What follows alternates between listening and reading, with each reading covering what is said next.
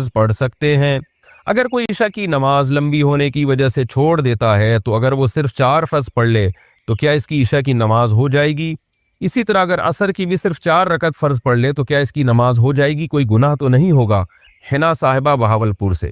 جی حنا صاحبہ، بالکل فرض نماز ہو جائے گی۔ 17 رکعتیں سوچ کے نماز ہی چھوڑ دینا عشاء کی، یہ تو بہت بڑا ظلم ہے۔ تو 4 فرض یہ بہت زیادہ ضروری ہیں۔ اگر کوئی سنتیں نہیں پڑھ رہا، صرف 4 فرض پڑھ لیتا ہے تو فرض تو ذمے سے ساقط ہو گئے نا، ورنہ فرض چھوڑنا تو کبیرہ بہت بڑا گناہ ہے اسلام میں۔ تو کسی بھی طرح ہو فرض بہرحال پڑھے۔ باقی عشاء کے بعد 2 سنتیں مؤکدہ ہیں تو وہ بھی پڑھ لے، کیا جا رہا ہے اس میں، وہ بھی مؤکدہ ہیں۔ کبھی کبھار چھوڑ دیں تو کوئی حرج نہیں ہے، لیکن چھوڑنے کا معمول بنا لینا اس میں گناہ کا خطرہ ہے۔ ایسا شخص قابل ملامت ہے، نبی کی سفارش شفاعت سے محروم ہونے کا خطرہ ہے۔ تو اس لیے 2 سنتوں کو کا بھی معمول بنانا چاہیے۔ کبھی کبھار چھوٹ جائے تو کوئی حرج نہیں ہے، لیکن بہرحال 2 سنتوں میں اور 4 فرض میں زمین آسمان کا فرق ہے۔ 2 سنتوں کے چکر میں 4 فرض کبھی بھی نہ چھوڑیں۔ نہیں پڑھے جا رہے تو 4 فرض ہی پڑھ لیں، تو لیکن عام 2 سنتوں کا بھی معمول بنا لیں تو 6 رکعتیں ہیں عشاء کی، جس کو ہم کسی حد تک ضروری کہہ سکتے ہیں۔ 4 فرض تو وہ تو فرض ہیں بہرحال، اور 2 سنتیں مؤکدہ ہیں۔ وہ چھوڑنا حرام اور کبیرہ گناہ تو نہیں ہے، لیکن قابل ملامت ہے ایسا شخص جو سنتیں نہ پڑھے۔ اور وطر 3 رکعت وطر رہ گئے، وہ پوری رات میں کبھی بھی پڑھ لیں، وہ بھی واجب ہیں، وہ چھوڑیں گے تو گناہ گار ہوں گے۔ باقی عصر سے پہلے 4 رکعتیں پڑھنا وہ سنت ہے، وہ لازمی نہیں ہے۔ ظہر، عصر اور عشاء کی 4 سنتوں کی فضیلت۔ ظہر، عصر اور عشاء سے پہلے 4 رکعت سنت پڑھنے کی کیا فضیلت ہے؟ اگر کوئی انہیں مستقل چھوڑ دے تو کیا وہ گناہ گار ہوگا؟ ارسلان راولپنڈی سے۔ دیکھیں، عصر اور عشاء کی جو 4 سنتیں ہیں وہ تو سنتیں غیر مؤکدہ ہیں، ان کو اگر چھوڑ دیں تو کوئی گناہ نہیں ہے، لیکن ظہر سے پہلے کی 4 سنتیں وہ مؤکدہ ہیں۔ کبھی کبھار چھوٹ گئی، تھکاوٹ ہے تو الگ بات ہے، لیکن چھوڑنے کا معمول بنا دینا یہ جائز نہیں ہے۔ ہاں، فضیلت کیا ہے؟ ظہر سے پہلے کی سنت کی فضیلت تو یہ کہ نبی نے ہمیشہ پڑھی ہے۔ عصر سے پہلے جو 4 سنتیں ان کی فضیلت میں آتا ہے، رسول اللہ صلی اللہ علیہ وسلم نے فرمایا، رحم اللہ عبدن، اللہ اس بندے پر رحم کرے جو عصر سے پہلے یصلی 4 قبل العصر، جو عصر سے پہلے 4 رکعتیں پڑھے، کما قال صلی اللہ علیہ وسلم۔ تو یہ فضیلت ہے حدیث میں، اللہ اس پر رحم کرے، تو نبی کی زبان سے رحمت کی دعا نکل گئی۔ عشاء سے پہلے 4 رکعتیں پڑھنا کسی حدیث سے میں اس کی کوئی صراحتاً فضیلت نہیں ملتی، البتہ علماء نے قیاس کیا ہے اس کو ایک اس حدیث پر جس میں آتا ہے، صحیح حدیث ہے بالکل، آپ صلی اللہ علیہ وسلم نے فرمایا بین کل اذانین صلاۃ، 3 دفعہ آپ نے فرمایا، پھر فرمایا لمن شاء، اس کے لیے جو چاہے۔ ہر 2 اذانوں کے درمیان نماز ہے، اور 2 اذان سے مراد ہے اذان اور اقامت، تو ہر اذان اور اقامت کے درمیان آپ صلی اللہ علیہ وسلم نے حکم دیا کہ نماز پڑھا کرو، فضیلت ہے، واجب نہیں ہے۔ تو اس سے پتہ چلتا ہے بھائی عشاء میں بھی عشاء کے فرض یعنی اذان اور اقامت کے درمیان ہمیں نماز پڑھنی چاہیے، تو کم از کم 2 رکعت تو پڑھنی چاہیے۔ 4 رکعتوں کا علماء نے اس لیے کہا کہ قیاس کر کے، قیاس بھی ایک شرعی دلیل ہوتی ہے کہ بھائی جو رکعتیں 4 رکعتوں والی فرض ہیں ان سے پہلے 4 رکعتیں پڑھنے کا حکم دیا جاتا ہے، جیسے ظہر کی 4 رکعتیں ان سے پہلے 4، عصر کی 4 رکعتیں ان سے پہلے 4، تو اس سے پتہ چلتا ہے عشاء سے پہلے بھی 4 ہی ہوں گی، کیونکہ نبی نے کوئی مقدار متعین نہیں کی۔ لیکن ہم ظہر اور عصر پہ اگر قیاس کرتے تو اس سے یعنی استئناس کیا جا سکتا ہے کہ جب ظہر اور عصر سے پہلے 4 ہیں تو عشاء سے پہلے بھی 4 ہوں گی، کیونکہ فجر سے پہلے 2 ہیں، کیونکہ فجر کے فرض 2 ہیں۔ تو اس سے پتہ چلتا ہے کہ ایک استئناس کیا علماء نے، کیونکہ حدیث میں صراحتاً ذکر نہیں ملتا کہ کتنی پڑھنی چاہیے، تو اس لیے مطلق صلاۃ کا حکم ہے، تو ظہر اور عصر پہ قیاس کیا تو فقہاء نے کہا کہ عشاء سے پہلے بھی 4 رکعتیں پڑھنا مستحب ہے، افضل یہ کہ 4 کم از کم پڑھی جائیں، زیادہ پڑھیں تو اچھی بات ہے، تو ایک واجب نہیں ہے، افضل ہے۔ کیا نماز عشاء تاخیر سے پڑھنا مستحب ہے؟ بنت عبداللہ کشمیر سے۔ کیا ہم عشاء کی نماز کا وقت شروع ہونے سے لے کر 12 بجے تک کسی بھی وقت پڑھ سکتے ہیں؟ نیز کیا دیر سے عشاء کی نماز پڑھنا مستحب ہے؟ دیکھیں، عشاء کی نماز کے 3 اوقات ہیں، ایک ہے 1/3 رات، یعنی آپ یہ دیکھیں نقشے میں کہ عشاء کا ٹائم کس وقت شروع ہو رہا ہے اور صبح صادق کا ٹائم کس وقت شروع ہو رہا ہے۔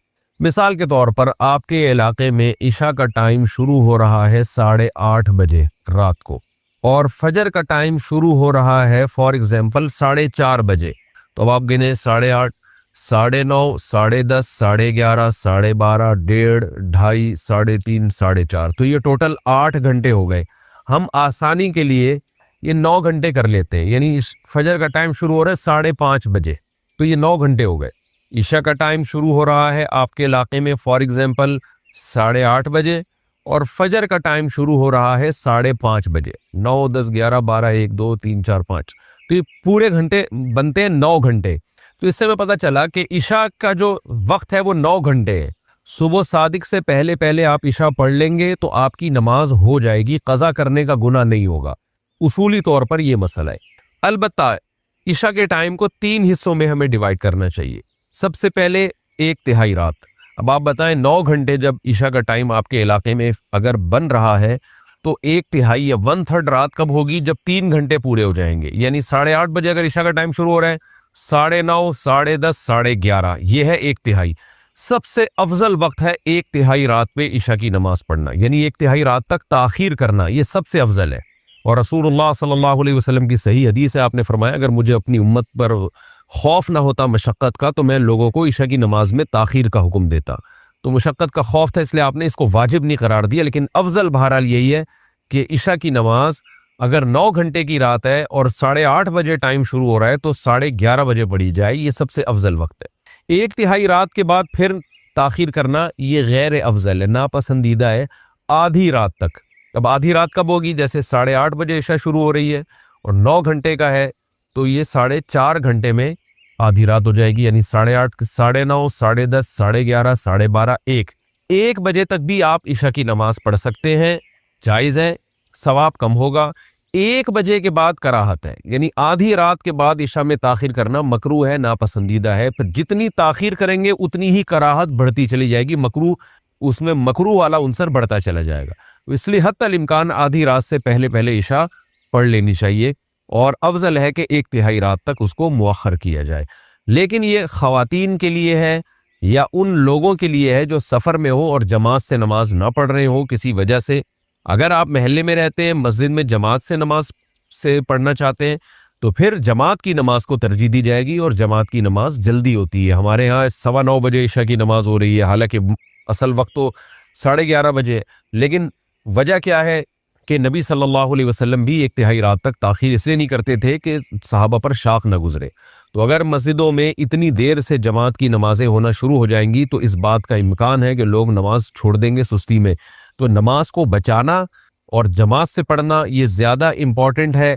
आप इनफिरादी नमाज पढ़े 1/3 रात तक मुअख्खर करने से, यानी इनफिरादी तौर पर 1/3 रात तक मुअख्खर करने से अफजल है कि आप जल्दी पढ़ लें मगर जमात से पढ़े।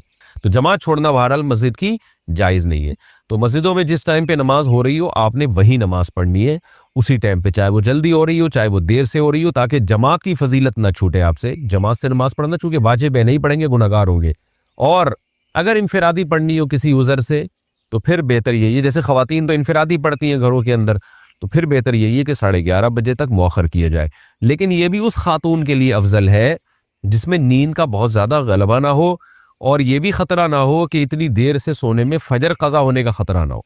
तो अगर ख़तरा है, आपको ये डर है कि नींद का गलबा हो जाएगा, सुस्ती हो जाएगी, तो भाई फिर बेहतर यही है कि वक्त दाखिल होते ही पढ़ लिया करे।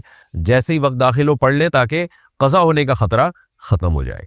नमाज और तिलावत और अज़कार दिल में पढ़ना, दिल में पढ़ने से क्या मुराद है? क्या इस तरह पढ़ने से ज़बान से हरकत होती है या नहीं? अगर ज़बान को हरकत दिए बगैर नमाज और अज़कार मसनूना पढ़ लिए जाएं तो कैसा है? अबू मोहम्मद मुल्तान से। देखें, नमाज में तिलावत करना, इसके लिए ज़बान हिलाना ज़रूरी है, तलफ़ुज़ अदा करना ज़रूरी है।